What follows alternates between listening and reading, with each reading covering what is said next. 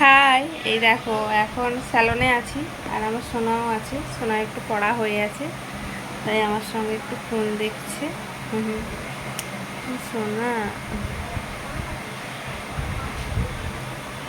সোনার দাঁত পড়েছে, দেখাও তো কোন সাইডে। এই সাইডে দাঁতটা পড়েছে যে টিউশনে গিয়ে পড়তে পড়তে দাঁত পড়ে গেছে, বোঝা যাচ্ছে এই যে।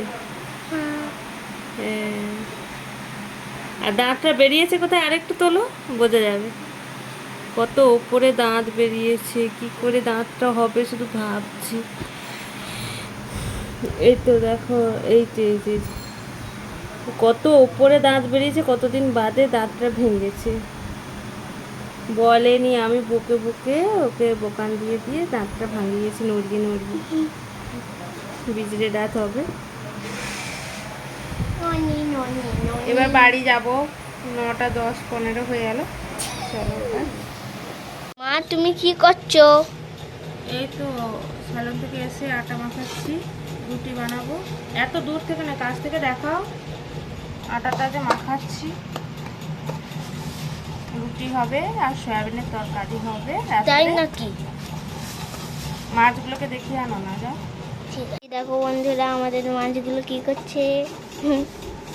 এই দেখো, আটা তো মাখাচ্ছিলাম, দিয়ে রান্না করে নিয়েছি। এই যে রুটি হয়েছে একদিকে, আর একদিকে হচ্ছে সয়াবিন আলুর তরকারি। এই হচ্ছে রাতের মেনু। চলো এদিকে দেখাই মাছগুলো কি করছে। এই যে খেলছে। এই মাছটা একটু বড় হয়েছে, তাই না? প্রথম দিনের তুলনায় মাছগুলো একটু বড় হয়েছে।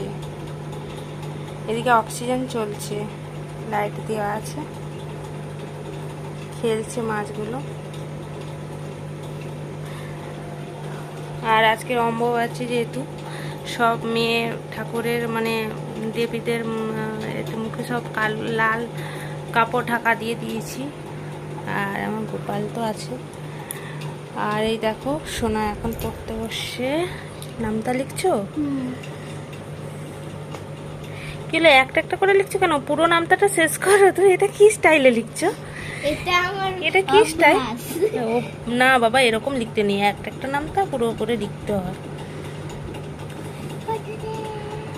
6টা ঠিক করে লেখো, 6টা পেকে গেল তো। একটা একটা নামটা শেষ করো, একটা একটা নামটা লেখো। ওকে, গুড নাইট করে দাও সবাইকে। Good night.